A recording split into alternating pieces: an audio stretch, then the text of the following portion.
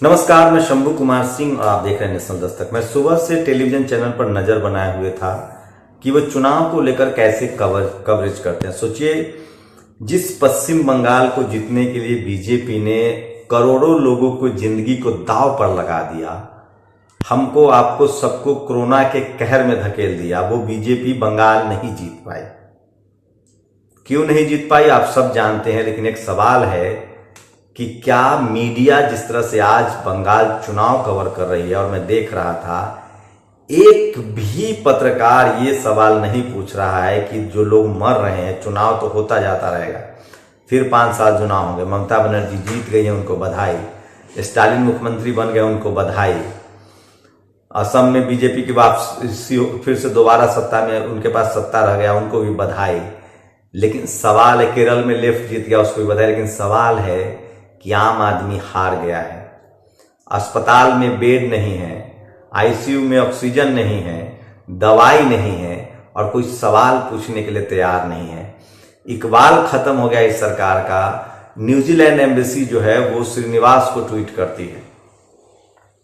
तमाम पत्रकारों की हालत खराब है। रोहित सरदाना की मौत के बाद भी सोचिए, टीवी के लिए आपकी मौत से ज्यादा जरूरी चुनाव कवरेज है, चुनाव का ऐलान है।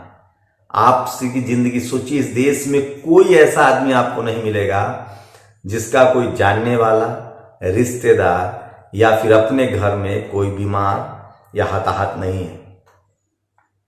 उसके बाद भी टेलीविजन चैनल प्रधानमंत्री से सवाल नहीं पूछ रहा है।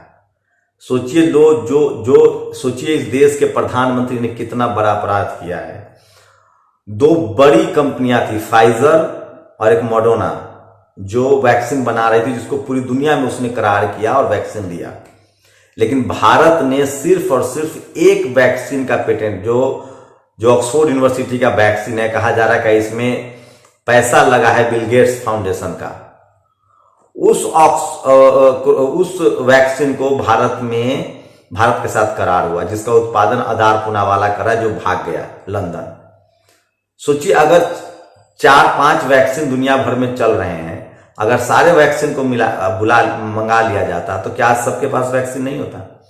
अभी जो 1 मई से जो वैक्सीनेशन प्रोग्राम शुरू हुआ है, जो 18+ लोगों के लिए, कहीं वैक्सीन ही नहीं है। अपोलो, मैक्स, बीएल कपूर जैसे अस्पतालों को दिया गया, उनके पास वैक्सीन ही नहीं है। मतलब आप चाहे तो पैसा देकर ही वैक्सीन नहीं लगवा सकते। और जिसको ये जो कोवैक्सीन है, कोविशील्ड, जिसको ये भारतीय वैक्सीन कह रहे हैं, दरअसल वो भारतीय वैक्सीन नहीं है, वो ऑक्सफोर्ड की वैक्सीन है, जिसका निर्माण भारत में हो रहा था, बाकी को इन्होंने लाइसेंस नहीं दिया। अब भी ये जल्दी दे स्पुतनिक हो, फाइजर हो या मॉडर्ना हो, तो हम सबको वैक्सीन मिलता। सोचिए, जो 150 रुपए में जो केंद्र सरकार खरीद रही है, वो राज्यों को 400-600 में दिया जा रहा है, 1200 में दिया जा रहा है प्राइवेट हॉस्पिटल्स को, उसमें भी व्यापार ढूंढा जा रहा है। तो मोदी जी टॉयलेट का एक, मतलब क्या बताऊं मैं, टॉयलेट, ये सेंट्रल विस्टा कौन बना रहा है? इनका सारा इनके जो राफेल में किसको दिए थे? अनिल अंबानी को। तो सारी कंपनियां किसको बेच रहे हैं? मुकेश अंबानी, अनिल अंबानी को। तो ये आदमी बिल्कुल बांगर बिल्ला है। खबर है कि वैज्ञानिकों ने साफ साफ कहा था कि सेकेंड वेव बहुत खतरनाक होगा। इस आदमी ने किसी की नहीं सुनी। ये कथावाचक है, सिर्फ कथावाचक। कथा बांच लीजिए इनसे, झूठ सच, आगे पीछे, लेफ्ट राइट करवा लीजिए। प्लानिंग के नाम पर कुछ भी नहीं है। आप प्लानिंग तब करते हैं जब आप अपनी आलोचना सुनते हैं, लोगों से मिलते हैं, बात करते हैं। दरअसल दिक्कत ये है ना कि ये आदमी कभी चुनाव नहीं जीता और सीधे मुख्यमंत्री बना दिया गया। उसके बाद इसने हत्याओं का दौर शुरू किया, गोधरा फिर मुख्यमंत्री बन गया। उसके बाद इसने हिंदू मुस्लिम करके, गुजरात में सबसे डरपोक लोग रहते हैं, मैक्सिमम गुजराती बिजनेसमैन, टैक्स चोर, उनको डरा दिया गया। गुजरात का हर एक आदमी, मेरे एक पत्रकार हैं पटेल साहब, वो कहते हैं, मैं उस वीवीआईपी गेस्ट हाउस में भी गया हूं, गुजरात भवन भी गया, वहां सब पर नजर रखता था ये दोनों रंगा बिल्ला, जिसको लोग सोशल मीडिया पर रखते हैं, मोदी और अमित शाह। और सारे गुजरातियों को डरा दिया गया। मैक्सिमम गुजराती धार्मिक कट्टरता की वजह से, मुसलमानों की नफरत की वजह से बीजेपी के एजेंट कैडर हैं। बाकी जो लोग इनके खिलाफ थे उनको डरा दिया गया। और मीडिया को मैनेज कर लिया गया। एसडीएम से परमिशन के बगैर खबर नहीं थी और उसी मॉडल को इसने भारत में लागू कर दिया। पहले मीडिया मैनेज किया, ये सरकार सिर्फ मीडिया के नाम पर चल रही है। आज भी कोई मीडिया तैयार नहीं है इनके प्रवक्ताओं से पूछने के लिए कि भैया वैक्सीन नहीं आ पा रही है, दुनिया भर में है, कोरोना के लिए गैस नहीं है, इसके लिए कौन जिम्मेदार है। और अभी भी ये सरकार राजनीति करे, जहां जहां गैर बीजेपी शासित राज्य है वहां वहां ये ऑक्सीजन नहीं दे रहे हैं। अब ममता बनर्जी आ गई हैं, अब भी मौका है, स्टालिन हो, ममता बनर्जी हो, अखिलेश हो, तेजस्वी, इन लोगों को आंदोलन तेज करना चाहिए। और इन दोनों से डर, दिल्ली को इन्होंने पुलिस छावनी में तब्दील कर दिया है।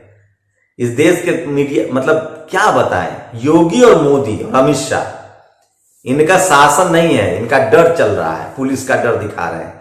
इनको नहीं पता है इस देश की जनता की डेमोक्रेसी में भरोसा कल सत्ता पलट देगी। एकदम मैं तय है, पश्चिम बंगाल में तमाम लेफ्टिस्ट लोगों ने, जो लेफ्टिस्ट ब्राह्मण है, उन्होंने भी ममता बनर्जी को मोड़ दिया। शुक्रिया आप लोग का कि आप लोगों ने धर्म की राजनीति को अपने आप से अलग किया। उन लोगों को अभी भी सोचना चाहिए जिनको लगता है कि भगवान उनको आएंगे कोरोना से बचाने। बहुत मारक स्थिति है। और तमाम नेशनल दस्तक के व्यूअर्स को जो लगातार फोन करें, नवीन कुमार जो आर्टिकल 19 और सीनियर पत्रकार हैं, उनकी तबीयत अभी ठीक है, वो आईसीयू में है एलएनजेपी में। उनको लगातार डॉक्टर सोनू जो हैं उनकी देख रहे, उन्होंने बहुत मेहनत की है, रेमडेसिविर की दवाइयां पड़ी है, तमाम लोग उनकी मदद कर रहे हैं। सुरजेवाला से ट्वीट करवाया गया, उसके बाद महेश शर्मा ने दवाई का इंतजाम किया है, तो वो आईसीयू में है और हम सब लोग चाहते हैं कि वो जल्दी ठीक हो जाए। और स्पेशली शुक्रिया डॉक्टर सोनू। और मैं फिर कह रहा हूं कि नेशनल दस्तक के तमाम दर्शकों से मैं अपील करता हूं कि अपना ख्याल रखिए, सचेत रहिए और जहां तक हो सके मदद का हाथ एक दूसरे को बढ़ाइए। लेकिन मैं फिर कह रहा हूं, मीडिया चैनल का बहिष्कार कीजिए। अभी भी कोई टेलीविजन चैनल, जबकि बंगाल हार गए हैं, तमिलनाडु में कुछ नहीं है, केरल में कुछ नहीं है, असम में जीत गए हैं, लेकिन अभी भी जिस तरह से चुनाव कवरेज दिखाया जा रहा है, अगर एक दिन कोरोना का कवरेज दिखा दिया जाए कि अस्पताल में दवाई नहीं है, ऑक्सीजन नहीं है, लोग मर मर के जी रहे हैं, बेड नहीं है, तो इस देश की स्थिति बेहतर हो जाएगी। तो बस जाते जाते यही कहूंगा कि कोरोना में अपना ख्याल रखिए। और बंगाल में जो चुनाव में जो हार है वो बीजेपी की हार नहीं है, चुनाव आयोग की हार है, इस देश के तमाम संवैधानिक संस्थाओं की हार है। और मैं फिर कह रहा हूं, जिस तरह से 8 चरणों में मतदान तय किया गया, इनके नेताओं को फायदा दिखाया गया। सोचिए 18 रैली प्रधानमंत्री मोदी की हुई है, हर एक रैली में कम से कम 25 करोड़ का खर्चा आता है। कितने अस्पताल, कितने ऑक्सीजन सिलेंडर खड़े हो जाते, कितने ऑक्सीजन प्लांट बन जाते। मैं फिर कह रहा हूं, इस देश की जो दुर्दशा है आज, चाहे वो आर्थिक रूप से हो, बीमारी हो, लोग लिख रहे हैं कि पहली बार अस्पताल में बेड नहीं है और शमशान घाट में मुर्दों को लाइन लगाना पड़ रहा है। पूरे देश को शमशान बना दिया गया बंगाल जीतने के लिए, और वो भी न जीत पाए। इनके अपने मन से डर निकालिए, सरकार से सवाल पूछिए। इस तमाम सोशल मीडिया के पत्रकारों को जेल भेजने का, डराने का ड्रामा करते हैं, इनसे डरना छोड़िए, नहीं तो आप डेमोक्रेसी खत्म हो जाएगी।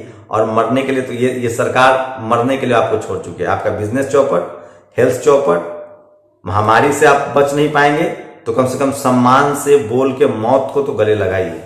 आप लोग की क्या प्रतिक्रिया, अपनी प्रतिक्रिया जरूर दीजिए। शुक्रिया। नेशनल दस्तक की आपसे गुजारिश है कि अगर इसको बचाना चाहते हैं तो नेशनल दस्तक को सब्सक्राइब करने के लिए रेड कलर के सब्सक्राइब बटन को दबाएं, फिर बेल आइकन की घंटी दबाएं। नेशनल दस्तक को बचाने के लिए बहुत जरूरी है कि हर खबर को शेयर करें, लाइक करें, कमेंट जरूर करें।